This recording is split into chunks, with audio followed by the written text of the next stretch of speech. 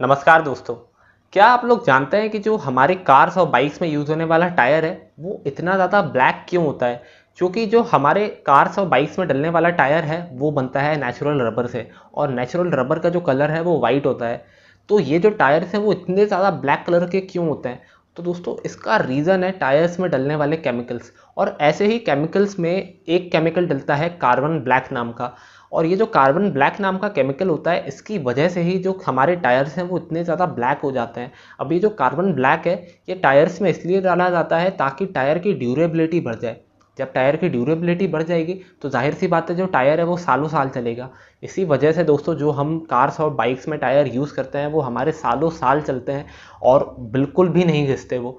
तो आज हम उसी कंपनी के बारे में बात करने वाले हैं जो कि ये कार्बन ब्लैक नाम का केमिकल बनाती है। उस कंपनी का नाम है फिलिप्स कार्बन ब्लैक, और ये इंडिया के अंदर सबसे बड़ी टायर मैन्युफैक्चरिंग करने वाली कंपनी में से एक है।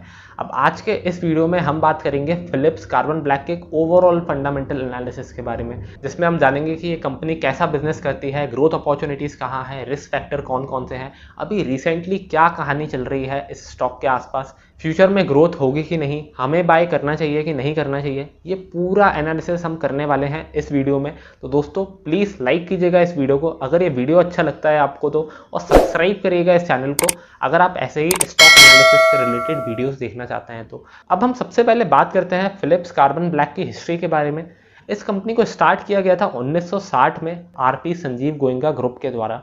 और यहाँ पे इस कंपनी को स्टार्ट करने का जो मेन मोटिव था वो यही था कि जो कार्बन ब्लैक है उसको इंडिया इंपोर्ट करना बंद कर दे और अपनी ही कंट्री से जो कंपनीज हैं वो इस केमिकल को खरीदें।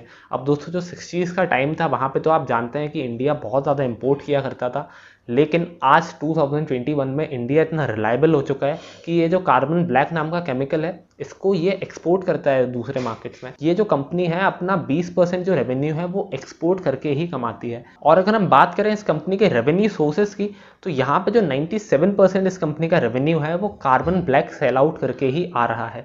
तो ये जो कंपनी है वो मेनली फोकस्ड है कार्बन ब्लैक पे, जिसका यूज़ किया जाता है टायर इंडस्ट्रीज़ में। बाकी जो 3% का इनका रेवेन्यू है वो आ रहा है पावर जनरेशन से। अब यहाँ पे जब कंपनी अपनी फैक्ट्री में कार्बन ब्लैक को बनाती है तो जो उसका कचरा बच जाता है उस कचरे से पावर जनरेशन किया जा सकता है, और इस पावर जनरेशन को ये लोग बेच देते हैं दूसरी कंपनीज को। यहाँ से थोड़ा बहुत 3% का इनका रेवेन्यू आ जाता है। अब अगर हम इस कंपनी के रेवेन्यूज़ को ध्यान से देखें तो ये दोस्तों ये जो 97% का जो रेवेन्यू है ना इसमें से 60% जो रेवेन्यूज़ है वो टायर कंपनी से ही आ रहा है। यहाँ पे जो इंडिया के टॉप 10 टायर प्लेयर्स हैं जैसे कि एमआरएफ, अपोलो टायर्स, जेके टायर्स, बालकृष्ण इंडस्ट्रीज, तो ये जो सारे प्लेयर्स हैं ये खरीदते हैं कार्बन ब्लैक इस कंपनी से, और 60% रेवेन्यूज बस 10 कंपनी से ही आ रहा है। तो टायर कंपनीज पे बहुत ज़्यादा डिपेंडेंट है फिलिप्स कार्बन ब्लैक, ऐसा आप कह सकते हैं। और जो कार्बन ब्लैक है इसका मेन यूज़ जो है वो टायर्स में ही यूज़ किया जाता है, लेकिन ऐसा नहीं है कि जो कार्बन ब्लैक है इसका यूज़ सिर्फ टायर्स में ही किया जाता है। टायर्स के अलावा इसका यूज़ प्लास्टिक को बनाने में भी किया जा सकता है। जो हमारी रोड्स बनती हैं, जो हाईवे की रोड्स बनती हैं, उसका कलर ब्लैक रखने में भी इस कार्बन ब्लैक का यूज़ किया जाता है। इसके अलावा जो हमारे न्यूज़पेपर में इंक छपती हैं उस जो इंक का कलर है वो ब्लैक करने के लिए इस कार्बन ब्लैक का यूज़ किया जाता है। और ऐसी बहुत सारी इंडस्ट्रीज़ हैं जहाँ पे कार्बन ब्लैक का यूज़ किया जाता है, लेकिन जो मेन यूज़ है वो टायर इंडस्ट्री में ही होता है। तो ये जो कंपनी है इसकी सेल्स टायर कंपनी से बहुत ज़्यादा डिपेंड करती है। अब हम बात करते हैं इस कंपनी की ग्रोथ अपॉर्चुनिटीज़ के बारे में। और ग्रोथ अपॉर्चुनिटीज़ के बारे में जानना इसलिए इंपॉर्टेंट है क्योंकि जब तक कंपनी ग्रो नहीं करेगी हमारे प्रॉफिट्स नहीं बढ़ेंगे, हमारा जो रिटर्न है शेयर होल्डर्स का वो बढ़ने वाला नहीं है। तो ग्रोथ अपॉर्चुनिटीज़ के बारे में बात करना बहुत इंपॉर्टेंट है। और जो सबसे बड़ा फैक्टर जो मुझे लगता है इस कंपनी में ग्रोथ का, वो है इस कंपनी के 2 प्लांट्स जो कि अभी डलने वाले हैं गुजरात के अंदर। यहाँ पे इस कंपनी ने उन 2 प्लांट्स को कमीशन कर दिया है, मतलब जो प्लांट्स का प्रोडक्शन है वो बस स्टार्ट होने ही वाला है। 16 फरवरी 2021 में ये जो न्यूज़ है आई थी, और जो फिलिप्स कार्बन ब्लैक है उसने स्टॉक एक्सचेंज को इन्फॉर्म किया था कि इनके जो 2 प्लांट्स हैं उसमें ये लोग प्रोडक्शन चालू करने वाले हैं कुछ समय के बाद। अब यहाँ पे ये जो कार्बन ब्लैक बनाएंगे वो स्पेशलिटी कार्बन ब्लैक होगा। मतलब ये जो कार्बन ब्लैक है ना, इसमें भी बहुत सारी वेराइटीज़ आती हैं, सिर्फ एक टाइप का केमिकल नहीं होता, काफ़ी वेराइटीज़ होती हैं। अगर ये लोग नॉर्मली कार्बन ब्लैक बेच के 15% का मार्जिन कमाते थे, तो यहाँ पे स्पेशलिटी कार्बन ब्लैक बेच के हो सकता है ये लोग 20% का मार्जिन भी कमाएं। तो यहाँ पे जो कंपनी के प्रॉफिट्स हैं वो बढ़ने वाले हैं, और प्रॉफिट्स के साथ साथ रेवेन्यू तो बढ़ेंगे ही, क्योंकि पहले इस कंपनी के पास 4 प्लांट्स थे, अब जो 2 प्लांट्स है वो ऐड हो जाएंगे तो टोटली 6 प्लांट्स हो जाएंगे, और 6 प्लांट्स डेफिनेटली ज़्यादा सेल कर सकते हैं। तो कंपनी में आगे रेवेन्यू की ग्रोथ भी होने वाली है, और जो प्रॉफिट्स हैं वो भी बढ़ने वाले हैं। और दोस्तों, जब ये रेवेन्यूज और प्रॉफिट साथ में बढ़ते हैं ना, तो ये एक निशानी होती है मल्टी बैगर स्टॉक की, और इसी वजह से मुझे ऐसा लगता है कि जो फिलिप्स कार्बन ब्लैक है इसका फ्यूचर काफ़ी ब्राइट है। और यहाँ पे एक और रीज़न है जिसकी वजह से मुझे ऐसा लगता है कि कंपनी की जो सेल्स है वो फ्यूचर में बढ़ने वाली है, और वो है टायर कंपनीज का प्रोडक्शन। यहाँ पे अभी रिसेंटली जो भी हमारी टॉप की टायर कंपनीज हैं, जैसे कि जेके टायर, एमआरएफ, अपोलो टायर्स, ये जो कंपनीज हैं इन्होंने कैपिटल एक्सपेंडिचर बहुत किया है, और ये लोग कोशिश कर रहे हैं प्रोडक्शन बढ़ाने की। और जब टायर कंपनीज प्रोडक्शन बढ़ाएंगी तो जाहिर सी बात है कि उन्हें कार्बन ब्लैक तो चाहिए ही होगा, और इसका जो फ़ायदा है वो फिलिप कार्बन ब्लैक को होगा, क्योंकि इंडिया में 35% का जो मार्केट शेयर है वो इस कंपनी के पास है। तो जाहिर सी बात है इस कंपनी की जो सेल है वो बढ़ जाएगी। और इसी वजह से इंटरनेशनल क्रेडिट रेटिंग एजेंसी, जिसको हम ICRA भी कहते हैं, उसने इस कंपनी की जो रेटिंग है वो अपग्रेड कर दी है। पहले इस कंपनी की रेटिंग A+ हुआ करती थी, और इस रेटिंग को AA कर दिया गया है अभी। और ये जो ICRA है इसका काम है कंपनी की फाइनेंशियल परफॉर्मेंस को रेटिंग देना, मतलब कंपनी फाइनेंशियली कितनी साउंड है कि नहीं है, कंपनी ने जो डेट लिया है उसको वो रीपे कर पाएगी कि नहीं कर पाएगी, ये सारे फैक्टर्स के बेसिस पे कंपनी को रेटिंग दी जाती है। और यहाँ पे कंपनी के पास रेटिंग अच्छी है, रेटिंग अपग्रेड हुआ है, तो मतलब कंपनी में कुछ खास चल रहा है। और ये जो रेटिंग एजेंसी है इसने ऐसा बोला था कि जो कंपनी के ऑपरेशनल मैट्रिक्स हैं, मतलब जो रेवेन्यूज़ हैं, वो प्रॉफिट्स हैं, ये सारी चीज़ें बढ़ रही हैं, इस वजह से जो रेटिंग अपग्रेड है वो दिया गया है। और ये मेरे ख्याल से बहुत ही पॉजिटिव फैक्टर है इस कंपनी के लिए। अब अगर हम बात करें रिस्क फैक्टर्स की, तो जो सबसे बड़ा रिस्क फैक्टर है इस कंपनी के लिए वो है क्रूड ऑयल के प्राइजेस। अब यहाँ पर क्रूड ऑयल के प्राइजेस इतने ज़्यादा इंपॉर्टेंट इसलिए हैं क्योंकि कंपनी का जो मेन प्रोडक्ट है कार्बन ब्लैक, उसको निकाला जाता है क्रूड ऑयल से। जी हाँ, ये जो कार्बन ब्लैक है ये एक क्रूड ऑयल का डेरिवेटिव है। पेट्रोल डीजल के अलावा काफ़ी सारे केमिकल्स निकलते हैं क्रूड ऑयल में से, और कार्बन ब्लैक उनमें से एक है। तो अगर क्रूड ऑयल के प्राइजेस इंटरनेशनली बहुत ज़्यादा बढ़ जाएंगे एकदम से, तो जो कंपनी के मार्जिन हैं वो गिर जाएंगे, क्योंकि जो रॉ मटेरियल है उसकी कॉस्ट महंगी हो जाएगी।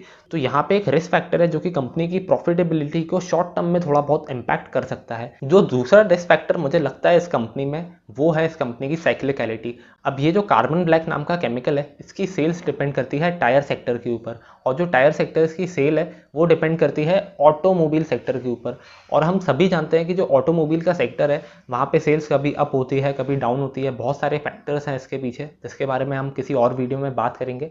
लेकिन ऑटोमोबाइल सेक्टर की जो सेल्स है वो अप एंड डाउन होती है, मतलब ये एक साइक्लिकल सेक्टर है, और इसका जो इम्पैक्ट है वो कार्बन ब्लैक कंपनीज को डेफिनेटली पड़ता है। और इसी वजह से मुझे ऐसा लगता है कि जो फ्लिप कार्बन ब्लैक जो कंपनी है वहाँ पे साइक्लिकलिटी का जो इम्पैक्ट है वो थोड़ा सा ज़्यादा रहता है। तो ये एक रिस्क फैक्टर है मेरे ख्याल से। इसी वजह से आप इस कंपनी में बहुत ज़्यादा लंबे समय के लिए इन्वेस्ट नहीं कर सकते। अगर आप चाहते हैं कि 10-15 साल के लिए पैसा लगा दें किसी कंपनी में, तो ये वो कंपनी नहीं है, क्योंकि कंपनी में साइक्लिकलिटी है।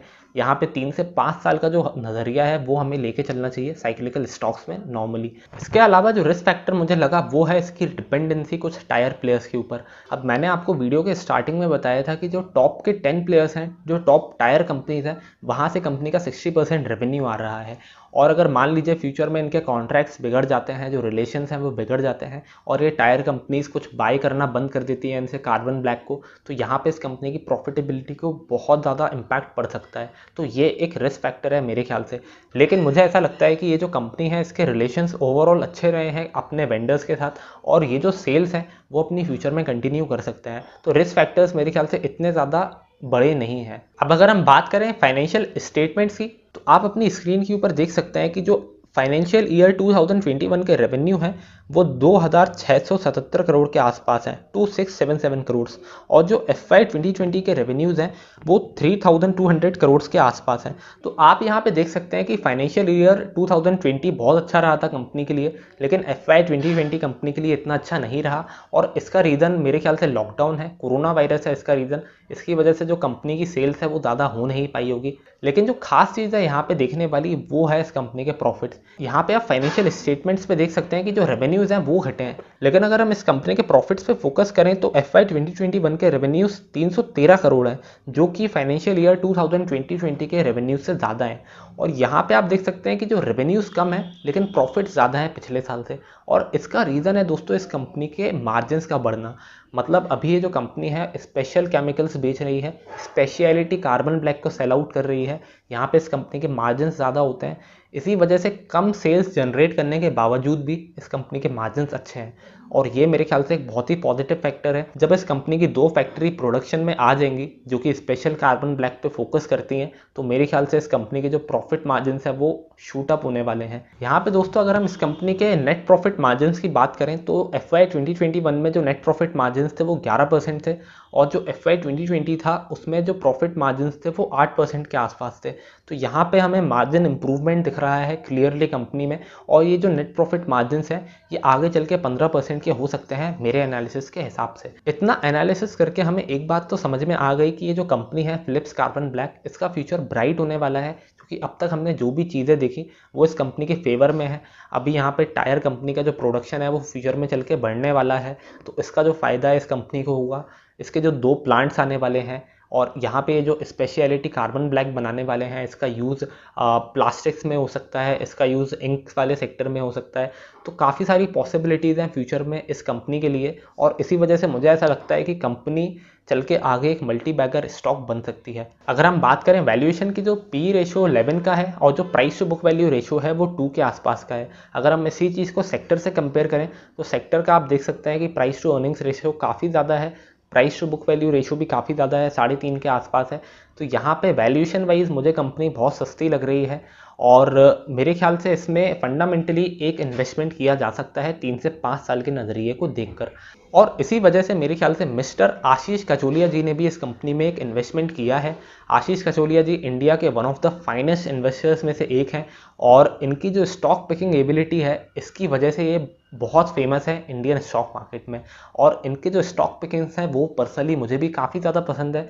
इन्होंने अभी इस कंपनी में रिसेंटली इन्वेस्टमेंट किया है 51.7 करोड़ का, और 1.5% के आसपास इन्होंने अपनी होल्डिंग उठाई है इस कंपनी के अंदर, जो कि एक पॉजिटिव इंडिकेटर है हमारे लिए। क्योंकि अगर कोई बड़ा इन्वेस्टर किसी कंपनी में इन्वेस्ट कर रहा है तो उसके पीछे वो काफ़ी ज़्यादा रिसर्च करेगा, उसके बाद ही इन्वेस्टमेंट करेगा। तो अगर मैं ओवरऑल कंक्लूड करूँ तो एक अच्छी कंपनी हमें कम वैल्यूएशन पे मिल रही है, तो इसमें एक इन्वेस्टमेंट करना एक सेंसिबल डिसीजन होगा। तो दोस्तों ये था आज का वीडियो फिलिप्स कार्बन ब्लैक के ऊपर। उम्मीद करता हूँ आपको ये वीडियो अच्छा लगा होगा। वीडियो अच्छा लगा हो तो लाइक कीजिएगा इस वीडियो को, सब्सक्राइब करिएगा हमारे चैनल को अगर आप ऐसे ही वीडियोस देखना चाहते हैं तो। Thank you for watching this video.